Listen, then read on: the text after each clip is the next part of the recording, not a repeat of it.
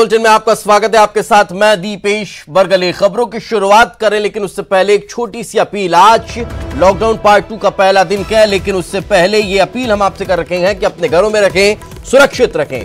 खबरों का सिलसिला शुरू करते हैं। मध्य प्रदेश में कोरोना पॉजिटिव मरीजों की संख्या लगातार बढ़ती जा रही है। अब तक कुल 759 पॉजिटिव मरीज सामने आ चुके हैं, वहीं कुल 53 मरीजों की मौत हो चुकी है। इतना कि नहीं, 69 मरीज स्वस्थ हो चुके हैं। सबसे ज्यादा मरीजों की बात अगर की जाए तो वो इंदौर में है। इंदौर में कुल 427 मरीज कोरोना पॉजिटिव है, जबकि 37 मरीजों की मौत हो चुकी है। वहीं दूसरा नंबर भोपाल का आता है। यहां पर कुल 158 मरीज कोरोना पॉजिटिव मिले हैं। यहां 5 मरीजों की मौत हुई है। वहीं उमरिया में 3 कोरोना पॉजिटिव नए मरीज मिले हैं। तो ये वो आंकड़ा है जो मध्य प्रदेश में लगातार चिंता की बात बना हुआ है।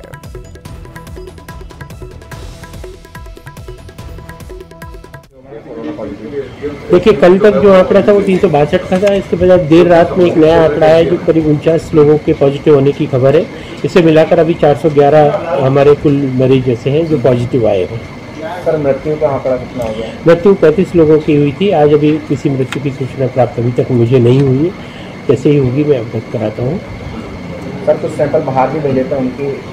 कुछ हमारे द्वारा, चूँकि यहाँ पर वर्कलोड बहुत ज़्यादा है, पेंडेंसी बढ़ गई थी, इसलिए इन्हें बाहर भेजा गया था और उम्मीद है कि आज शाम तक उनकी रिपोर्ट आ जाएगी। और इसके अलावा मैं आपको एक और चीज़ बताना चाहूँगा कि जो कंटेनमेंट एरिया में हम लोग सर्वे करा रहे हैं, उसमें कल शाम तक हमारे 35,000 घरों का सर्वे किया जा चुका था।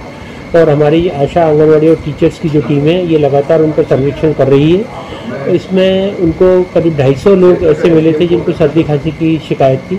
हमारी मेडिकल मोबाइल यूनिट ने और दूसरे जो RRT है, कॉन्टैक्ट सर्वे टीम है, इनके द्वारा जब उनका परीक्षण किया गया तो मामूली सर्दी खांसी से ग्रसित पाए गए, कोरोना जैसे कोई लक्षण नहीं थे। इसके अतिरिक्त कल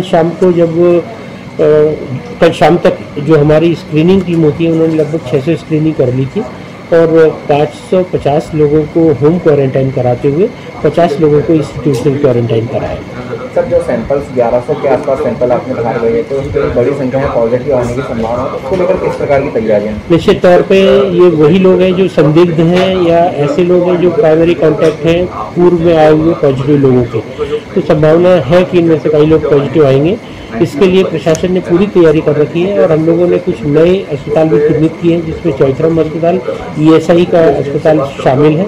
और अभी हमारे पास इतने पर्याप्त बेड हैं कि हम कई लोगों को एकोमोडेट कर पाएंगे। सर, अब तक कितना बेडों की व्यवस्था है? अभी हमारे पास 300 बेड की व्यवस्था ESI के हॉस्पिटल में हो गई है और इतनी ही बेड की व्यवस्था चौथरम अस्पताल में भी हो गई है। इनके अतिरिक्त MTH स्थित जो मेडिकल कॉलेज का अस्पताल है, ऑब्स्टेटिक विंग, इसमें भी लगभग 400 बेड का हम लोग रेड जोन बनाने वाले हैं।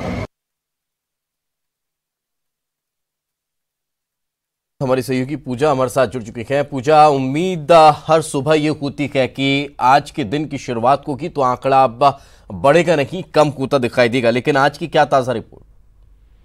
देखिए, लगातार ये आंकड़े बढ़ते जा रहे हैं और अब ये चिंता का विषय बन चुका है, क्योंकि इंदौर में जिस तरीके से आंकड़े बढ़ रहे हैं, बहुत ही ज्यादा हाई स्पीड लेवल से बढ़ रहे हैं और मोस्ट सेंसिटिव और हाई रिस्क जोन में इंदौर तब्दील हो चुका है। वहीं बात अगर राजधानी भोपाल की करें तो इंदौर के बाद सेकंड वो शहर भोपाल ही है जहां पर तेजी से मरीजों की संख्या बढ़ती जा रही है।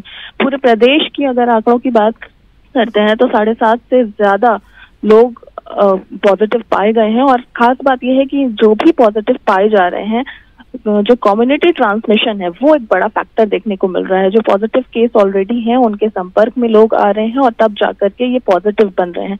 बार बार लगातार शासन प्रशासन अपील कर रहे हैं कि आइसोलेट रखिए, खुद को क्वारंटाइन रखिए, और यही वजह है कि लॉकडाउन पार्ट 2 भी आज से शुरू हो चुका है।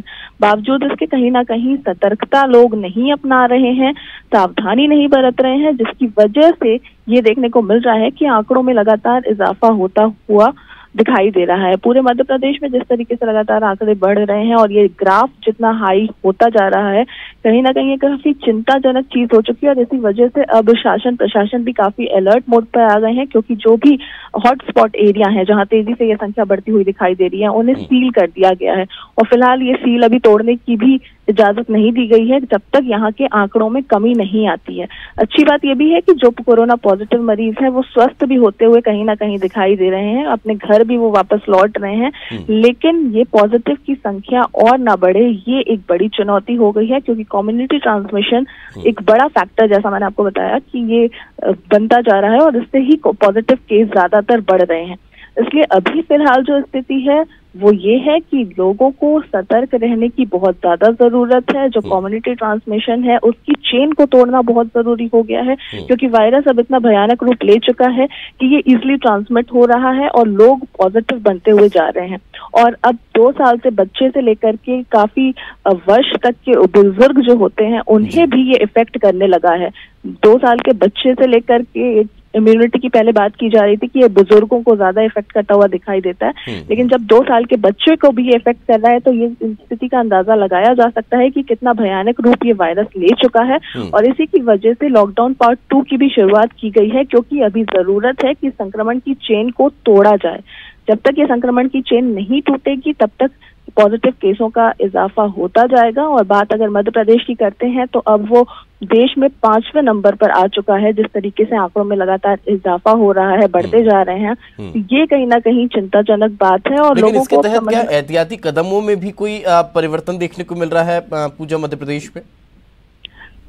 देखिए, प्रशासन अपनी तरफ से पूरी कोशिश कर रहा है कि जो भी फैक्टर्स हैं उन पर गौर फरमाया जाए और जिस वजह से कम्युनिटी ट्रांसमिशन हो रहा है उसको भी कहीं ना कहीं रोका जाए। यही वजह है कि कई एक इलाकों को सील किया गया है शहर के, और जो भी हॉटस्पॉट एरिया हैं उन पर प्रशासन की कड़ी नजर है, क्योंकि पीएम ने अब खुद कहा है कि लॉकडाउन पार्ट 2 की शुरुआत में कुछ दिन ऐसे रहेंगे जहां पर कड़ाई होगी, सख्ती से पालन होगा। और सबसे बड़ी चुनौती प्रशासन के लिए यही होगी कि इन जो क्षेत्रों में लोगों की जो पॉजिटिव केसों की संख्या है उन्हें कम किया जाए। जिस तरीके से लगातार ये संख्या बढ़ती जा रही है, इस पे कहीं ना कहीं पूर्ण विराम लगाना बहुत जरूरी है। और अब ये बहुत ही जरूरी हो गया है कि लोगों को सतर्कता बरतनी होगी, सावधानी बरतनी होगी, क्योंकि कहीं ना कहीं एक बड़ा फैक्टर ये है कि पहले इसमें सिम्टम्स दिखाई देते थे, लेकिन अब कहीं ना कहीं एक साइलेंट कोरोना का रूप ये ले चुका है। और अब बिना सिम्टम्स के ही जब लोग अपना टेस्ट कराते हैं तो उनकी रिपोर्ट पॉजिटिव आती है। ये बहुत हैरान करने वाली बात होती है, क्योंकि उन्हें ये भी नहीं पता होता कि उनके अंदर कोई सिम्टम्स है या उन्हें कोई परेशानी हो रही है, और जब तक बहुत देर हो चुकी होती है क्योंकि इस बात को समझने में। और लेकिन जब जांच रिपोर्ट होती है, जब वो संदिग्ध के घेरे में आते हैं, तब उनकी रिपोर्ट पॉजिटिव आती है। तो लोगों को अब हाई रिस्क नहीं उठाना चाहिए, और ये रिस्की काफी हो चुका है। लोगों को समझना चाहिए इस चीज को, क्योंकि अब वो दौर भी आ चुका है जहां पर आपके बगल वाला भी अगर कोरोना पॉजिटिव होगा और आपको पता नहीं चल पाएगा, क्योंकि उसमें ऐसे कोई लक्षण नहीं होंगे। तो जरूरी है कि आप जो सोशल डिस्टेंसिंग है उसे मेंटेन रखें, जो जरूरी है, जो गाइडलाइन शासन ने जारी की है उसका लगातार पालन किया जाए, मास्क पहन करके ही घर के बाहर निकले। जो तमाम चीजें हैं, जब तक उसका सही ढंग से पालन नहीं होगा, लोग घर के बाहर ही नहीं बल्कि घरों में रह करके भी इस चीज को पालन करें, क्योंकि काफी जरूरी हो गया है। क्योंकि ये वायरस लगातार भयानक रूप लेता जा रहा है, अपना जो अस्तित्व है वो और ज्यादा स्ट्रॉन्ग करता हुआ दिखाई दे रहा है, क्योंकि लोगों को कहीं ना कहीं ये अब उस दौर में ले जाता हुआ दिख रहा है जहां वायरस बहुत ज्यादा फैला कर रहा है अपना, और बहुत इजीली लोगों में ट्रांसमिट हो रहा है। बिल्कुल, और वाकई इसके लिए कहीं ना कहीं डिस्टेंसिंग सबसे ज्यादा मायने रखती है और वही सबसे महत्वपूर्ण है भी। बहुत बहुत शुक्रिया पूजा इस तमाम जानकारी के लिए।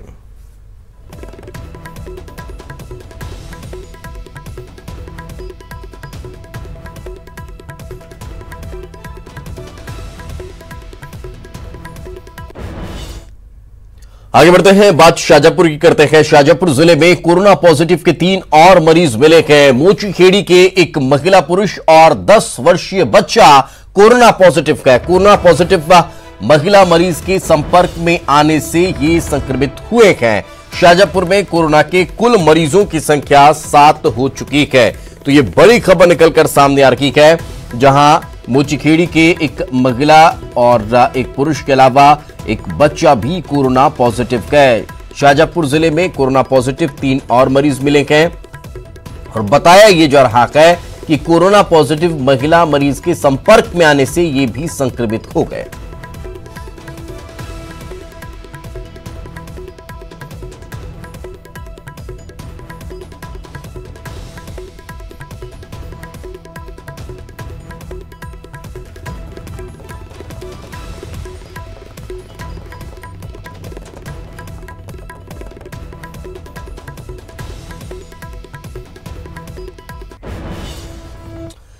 लेकिन कोरोना काल के बीच एक और बड़ी खबर का जिक्र कर देते हैं। प्रदेश में 45 जिलों में 4305 केंद्रों में गेहूं खरीदी आज से शुरू होने जा रही है। भोपाल, इंदौर, उज्जैन को छोड़ दिया जाए और बाकी 45 जिलों में आज से गेहूं की खरीदी होगी। खरीदी केंद्रों पर एक दिन में केवल 6 किसानों को ही पहुंचना होगा। उन्हें जो मैसेज पहुंचेगा उसके बाद वही 6 किसान पहुंचेंगे जिनके पास मैसेज पहुंचेगा। खरीदी केंद्रों में गेहूं की तुलाई 2 पालियों में होगी। सोशल डिस्टेंसिंग का पालन करना अनिवार्य होगा। गेहूं का समर्थन मूल्य भी तय कर दिया गया है जो 1925 रुपये प्रति क्विंटल किया गया है। तो ये बड़ी खबर, बड़ा अपडेट हम आपको दे देते हैं। लंबे समय से किसान बेहद परेशान थे और आज से किसानों की जो गेहूं की खरीदी है वो शुरू होने जा रही है। खरीदी केंद्रों पर व्यवस्थाएं पूरी कर ली गई है। 2 अलग अलग पालियों में गेहूं की खरीदी होगी और 4 किसानों को ये मैसेज पहुंचेगा। माफ कीजिएगा, 6 किसानों को केवल एक दिन में मैसेज पहुंचेगा और उसके बाद अगले दिन फिर दूसरे 6 किसान होंगे। मैसेज आपके पास आएगा जो पहले से व्यवस्था है उस तरह से SMS आएगा और उसके बाद आपको अपने गेहूं खरीदी केंद्रों पर पहुंचना है। वहां पर आप अपना गेहूं बेच सकते हैं। समर्थन मूल्य तय है 1925 रुपये प्रति क्विंटल।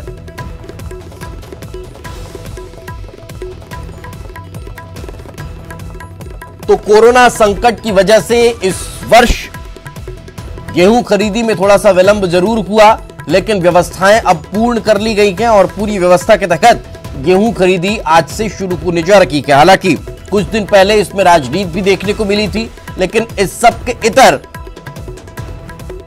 व्यवस्थाओं को दुरुस्त करने की बात लगातार कही गई और उसके बाद आज से गेहूं खरीदी पूरे प्रदेश में शुरू होने जा रही है। 45 जिले निर्धारित किए गए हैं जहां कोरोना का बहुत ज्यादा संकट है। उन्हें छोड़ बाकी 45 जिलों में आज से खरीदी शुरू हो रही है।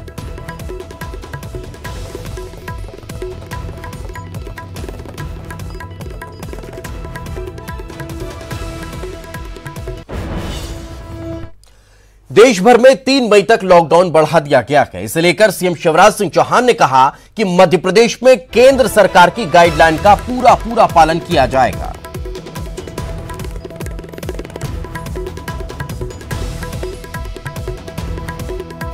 प्रधानमंत्री जी ने आज फिर सारे देश का मार्गदर्शन किया है।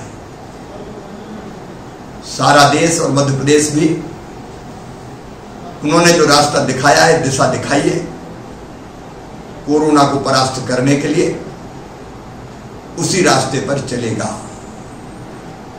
उनके आह्वान का हम अक्षरशः पालन करेंगे, क्योंकि कोरोना संक्रमण को रोककर उसको समाप्त करने का यही उपाय है। कल विस्तार से गाइडलाइन घोषित की जाएगी।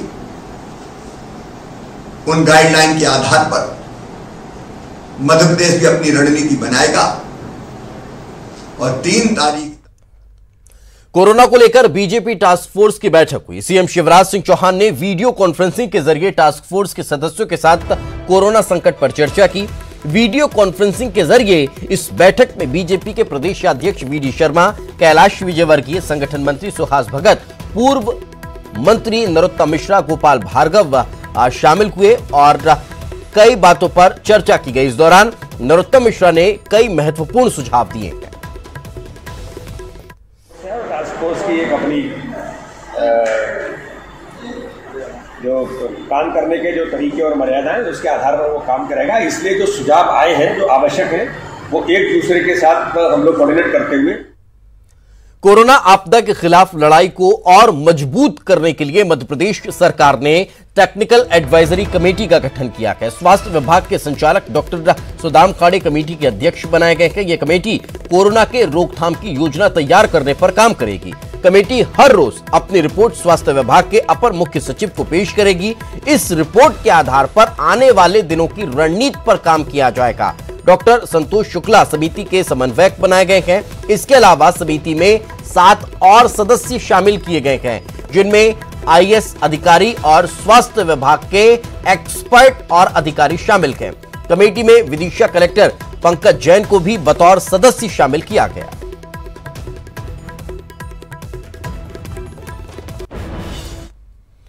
खबरें लगातार जारी हैं, लेकिन फिलहाल वक्त एक छोटे से ब्रेक का है। ब्रेक के बाद जल्द लौटते हैं। ब्रेक के बाद एक बार फिर आपका स्वागत है। कांग्रेस ने कैलाश विजयवर्गीय और विधायक रमेश मेंदोला पर केस दर्ज करने की मांग की है। कांग्रेस ने कलेक्टर को खत लिखकर धारा 188 के तहत उल्लंघन को लेकर केस दर्ज करने की मांग की है। दरअसल बीजेपी नेताओं ने बजरंग नगर में भीमराव अंबेडकर की प्रतिमा पर माल्यार्पण किया था। इससे पहले माल्यार्पण को लेकर पूर्व मंत्री पीसी शर्मा के खिलाफ मामला दर्ज किया गया था। तो अब कांग्रेस कैलाश विजयवर्गीय और रमेश मेंदोला के खिलाफ मामला दर्ज करने की मांग पर अड़ी। वहीं इसी तरह ग्वालियर में एक बड़ी खबर निकलकर सामने आ रही है। जीआरपी हेड कांस्टेबल को कोरोना असंदिग्ध माना गया है। रेलवे कॉलोनी के सरकारी आवास का मामला बताया जा रहा है। हेड कांस्टेबल को होम क्वारंटीन किया गया है। ये बड़ी खबर, सैंपल जांच के लिए भेज दिए गए हैं। रेलवे कॉलोनी को आज सैनिटाइज किया जाएगा।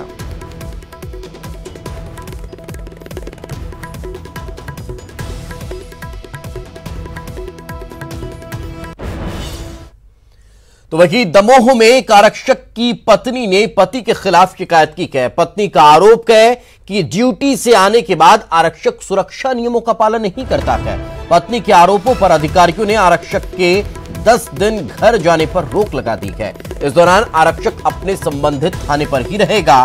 पत्नी का कहना था कि ड्यूटी से आने के बाद आरक्षक न तो कपड़े को सैनिटाइज करता था, न ही दूसरे सुरक्षा का ध्यान रखता था। आरक्षक का बटीगाड़ थाने में वाहन चालक के तौर पर पदस्थ है।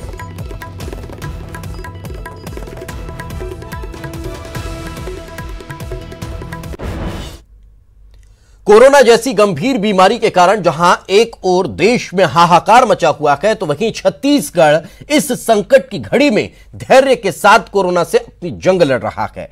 मुख्यमंत्री भूपेश बघेल के नेतृत्व में एक ओर शासन प्रशासन कोरोना से हो रही जंग में उसे हराने के लिए अपनी शक्ति झोंक रहा है, तो दूसरी ओर सीएम ने इस संकट की घड़ी में प्रदेशवासियों को राहत देने के लिए कई ऐसे कदम उठाए हैं जिससे कि उन्हें राहत मिली है।